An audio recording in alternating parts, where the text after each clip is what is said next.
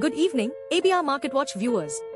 Today saw some surprising shifts in our global market landscape, particularly in the Indian equity scene. In an unexpected move, HSBC has upgraded Indian equities from neutral to overweight, citing attractive valuations compared to regional peers despite ongoing US tariff tensions and visa concerns.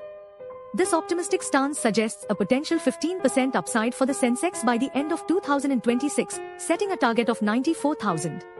The Indian stock market, however, took a hit today, ending with the BSE Sensex and NSE Nifty down by about 0.45% as US visa concerns weighed heavy.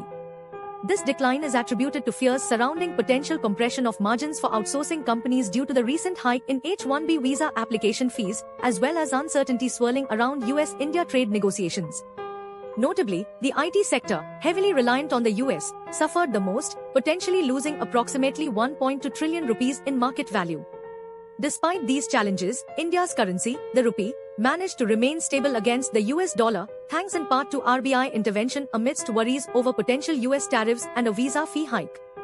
Government bonds saw a minor yield increase as traders anticipate upcoming borrowing calendar events for further market indicators.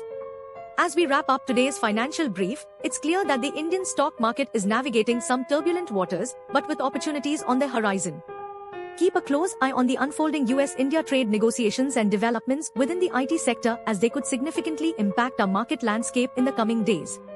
Stay tuned to ABR MarketWatch for more insights and analysis on these events and more. Until next time, good night and happy investing.